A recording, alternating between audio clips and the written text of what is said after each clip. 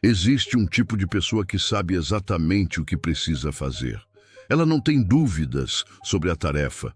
Ela conhece o prazo, conhece a responsabilidade, conhece o impacto. Ela entende, com clareza absoluta, o que acontece se falhar. Ela sabe o que perde se adiar, sabe que cada minuto parado custa caro. Custa paz, custa futuro, custa respeito próprio.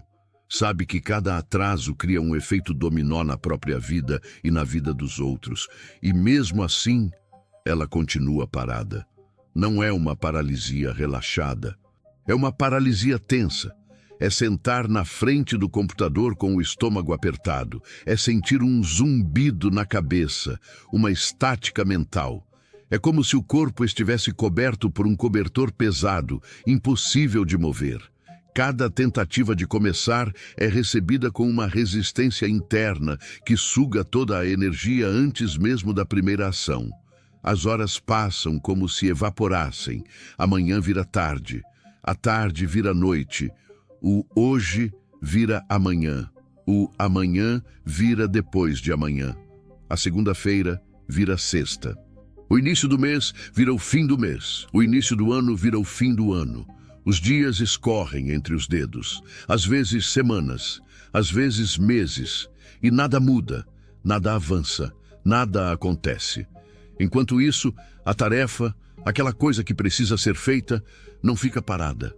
Ela cresce, ela ganha peso, ela ganha dentes, ela começa a ocupar espaço mental, se infiltrando em cada momento de descanso. O peso cresce.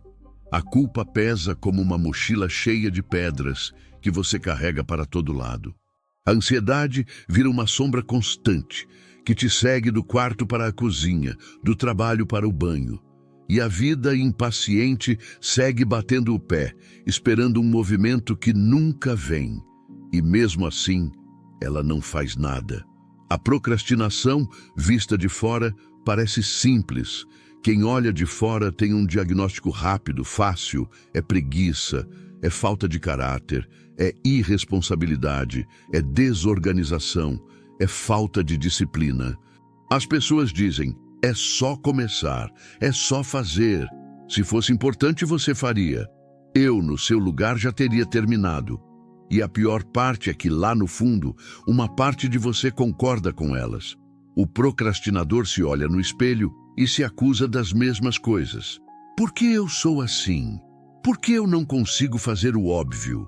Isso alimenta um ciclo de vergonha e autoaversão. Mas quem sente isso por dentro, quem está preso nesse pântano, sabe a verdade. Não é tão simples assim. Não é falta de interesse. Muitas vezes é a coisa que a pessoa mais quer fazer. É o seu sonho. É o seu projeto de vida, não é falta de conhecimento. Ela sabe como fazer.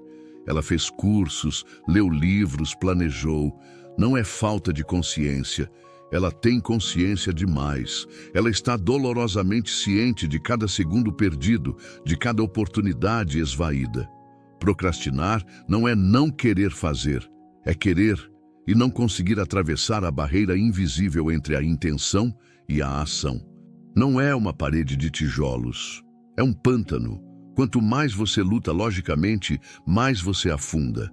É como se existisse algo segurando os braços, um peso pressionando o peito, um bloqueio psicológico que trava a mente e congela o corpo.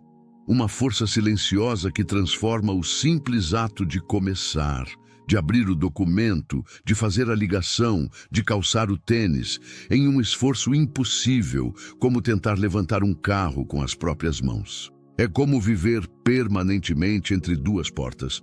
A primeira porta é a do que precisa ser feito. Ela é alta, pesada, de ferro. Não dá para saber exatamente o que tem atrás dela. Pode ser sucesso, pode ser fracasso, pode ser julgamento. Ela representa o esforço, a incerteza, o desconhecido. A segunda porta é a do alívio imediato. Ela é leve, familiar, fácil de abrir. Atrás dela está o conforto, o previsível, o que dói menos agora. Atrás da segunda porta está o celular, o scroll infinito. ou só mais um episódio. A limpeza da casa que subitamente se tornou a coisa mais urgente do mundo. A pesquisa extra que você se convence que precisa fazer antes de começar. Qualquer coisa que não seja aquela coisa. E quase sempre, quase inevitavelmente, a mente e o corpo escolhem a segunda porta. Não porque é a melhor escolha.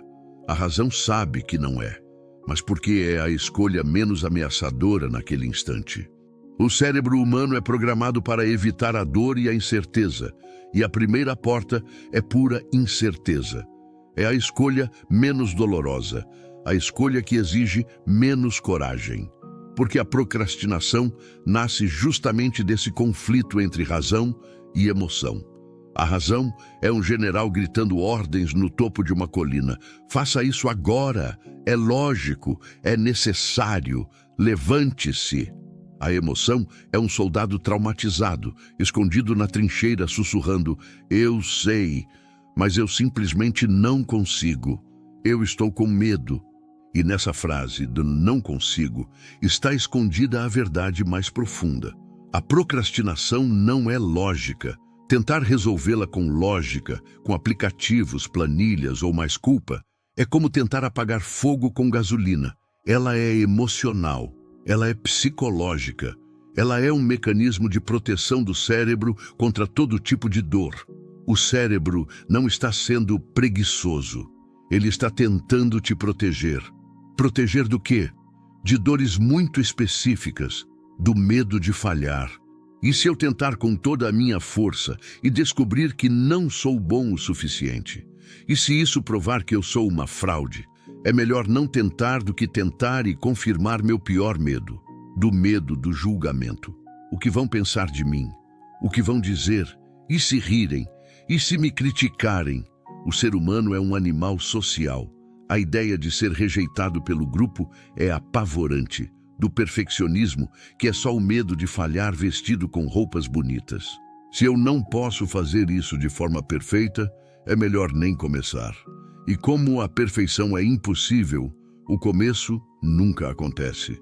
O perfeccionismo não é um padrão de qualidade, é um escudo e, ironicamente, do medo do sucesso. E se eu conseguir? E se der certo? As expectativas sobre mim vão aumentar para sempre. Eu terei que manter esse nível. Vão me dar mais responsabilidades. É mais seguro ficar na média, onde ninguém espera nada de mim. A procrastinação é o sintoma. A causa é o medo. E essa ideia, apesar de parecer moderna, digital, contemporânea, ela é muito antiga. Tão antiga que um filósofo matemático e físico do século XVII já descrevia tudo isso com uma precisão assustadora. Seu nome era Blaise Pascal. Pascal observou que o ser humano faz de tudo para evitar pensar na própria vida. Evita pensar no futuro. Evita pensar na responsabilidade de existir. Evita encarar o que realmente importa. Segundo ele, as pessoas se cercam de distrações, o que ele chamava de divertimento, para evitar encarar o silêncio. O silêncio de ficar sozinho em um quarto, porque o silêncio faz a verdade aparecer, e muitas verdades sobre nossa mortalidade, sobre nossas escolhas erradas, sobre nosso potencial desperdiçado, sobre o vazio da nossa existência, são dolorosas demais para serem enfrentadas. Pascal dizia que toda a infelicidade dos homens provém de uma só coisa: não saberem ficar quietos num quarto. Nesse quarto silencioso, não há para onde fugir. Você é forçado a encarar a si mesmo. E nesse medo do autoconfronto, o ser humano se ocupa com qualquer coisa. Jogos, conversas fúteis, trabalho excessivo. O workaholism é muitas vezes uma procrastinação de outras áreas da vida, como a família ou a saúde. Entretenimento barato. Qualquer barulho serve. E é exatamente aí que a procrastinação moderna se esconde. O que Pascal descreveu no século XVII é o protótipo do nosso século XXI, com uma diferença. Nós não temos mais que procurar a distração. A distração nos procura, ela vibra no nosso bolso, ela nos chama com notificações. O divertimento de Pascal hoje tem nome, é o scroll infinito, o feed que nunca acaba, o próximo vídeo, o próximo like. É um algoritmo multibilionário projetado para ser a coisa mais interessante do mundo, exatamente para que você não precise ficar sozinho no seu quarto. A procrastinação é uma fuga emocional sofisticada, um escudo contra a realidade, um mecanismo psicológico que protege, mas também destrói. Quando você procrastina, você não está fugindo da tarefa, você está fugindo do que ela significa, fugindo do medo de falhar, fugindo da possibilidade de não ser bom o suficiente, fugindo da sensação de vulnerabilidade, fugindo do peso da responsabilidade que vem junto com cada decisão importante. Porque agir é perigoso. Agir coloca sua reputação em jogo. Agir coloca sua identidade em risco. Agir te expõe ao mundo e ao julgamento dele. Agir significa que você pode falhar, mas adiar te protege, adiar te esconde. Adiar mantém você num lugar confortável, quase mágico, o lugar do potencial. Enquanto você não começa aquele livro, você é um escritor genial em potencial. Enquanto você não abre aquele negócio, você é um empreendedor de sucesso em potencial. Enquanto você não se declara para aquela pessoa, o relacionamento perfeito ainda é uma possibilidade. Enquanto você não age, você não falha. Enquanto você não se arrisca, você permanece perfeito na teoria. O potencial é um lugar confortável, é uma droga viciante, é um mundo imaginário onde você nunca perde. Pascal dizia que preferimos viver em ilusões confortáveis do que encarar verdades dolorosas. E a procrastinação nasce desse exato lugar, da preferência pela ilusão do potencial em vez da dolorosa realidade da prática. Por isso, o procrastinador vira um mestre contador de histórias. Ele começa a construir pequenas mentiras úteis, pequenas justificativas racionais para um problema emocional. Eu funciono melhor sob pressão. Uma mentira que justifica o pânico da última hora e glorifica a ansiedade. Agora eu não estou no clima, como se o clima ou a inspiração fossem entidades mágicas que decidem nosso futuro. Eu só preciso organizar meu quarto, depois eu começo. A famosa procrastinação produtiva, fazer tarefas de baixa importância para sentir que está fazendo algo, enquanto foge da tarefa de alta importância. Eu preciso esperar a inspiração certa. Preciso pesquisar só mais uma coisinha. A busca por mais informação como escudo para nunca agir. Eu ainda tenho tempo, depois eu faço. Mas no fundo, muito no fundo, no silêncio do quarto à noite, quando as distrações acabam, a pessoa sabe que está se enganando, sabe que está fugindo, sabe que está empurrando a própria vida para longe. E é aqui que nasce o pior inimigo de todos, o alívio. A procrastinação oferece um alívio imediato, um alívio curto, um alívio frágil, mas viciante. É o alívio de fechar a aba do documento e abrir a rede social. É o alívio de dizer, eu faço isso amanhã, e sentir o peso sair dos ombros, por um momento. É o alívio de escapar temporariamente da responsabilidade. O alívio de não precisar enfrentar agora algo que assusta. E o cérebro aprende isso, ele aprende rápido, ele aprende que adiar da redução da dor, adiar é prazer imediato. O cérebro aprende que a fuga gera uma pequena dose de dopamina. E esse aprendizado, esse pequeno circuito de recompensa, destrói vidas inteiras. Então se cria um ciclo. Primeiro, a ansiedade com a tarefa. Segundo, a fuga. Procrastinar, pegar o celular. Terceiro, o alívio, a recompensa. Ufa, não preciso lidar com isso agora. Quarto, a culpa, o alívio passa, a realidade volta e a culpa é ainda maior porque o tempo passou. E quinto, o cérebro usa a fuga de novo para aliviar a dor da culpa. É um ciclo que se autoalimenta. Você foge da tarefa, sente-se culpado e depois foge da culpa. E o ciclo continua, da infância à vida adulta, da escola ao trabalho, do primeiro sonho ao último arrependimento. O custo psicológico desse ciclo é devastador. A cada tarefa adiada, a pessoa perde um pouco da autoestima, ela perde confiança na própria palavra, ela perde energia, ela perde esperança, ela começa a acreditar que não consegue, que não presta, que não tem força, que é assim mesmo, que nunca vai mudar, que está condenada a repetir o mesmo padrão para sempre. A procrastinação deixa de ser algo que ela faz e passa a ser algo que ela é. Eu sou um procrastinador.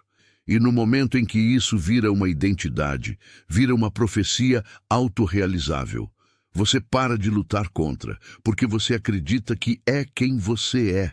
Você constrói uma vida inteira em volta dessa limitação. Uma prisão cujas grades são feitas de adiamentos. Essas crenças viram feridas internas, feridas que ninguém vê, feridas que corroem a pessoa por dentro, lentamente. E aqui está a parte mais cruel. Quanto mais tempo você passa fugindo, mais difícil fica voltar. A tarefa cresce na sua cabeça. Uma tarefa que levaria 2 horas, depois de 2 semanas de adiamento, parece uma tarefa de 200 horas. O peso da tarefa se soma ao peso da culpa e da vergonha. Ela vira um monstro. Ela vira um peso infinito. Algo tão grande que começar parece impossível. É como tentar empurrar uma parede com as próprias mãos. A procrastinação não tira só o seu tempo, ela tira sua vida, ela corrói o seu presente. Você não consegue nem descansar de verdade, porque a sombra da tarefa não feita está sempre lá, te assombrando. Você não está nem trabalhando, nem descansando. Você está preso num purgatório mental apenas esperando.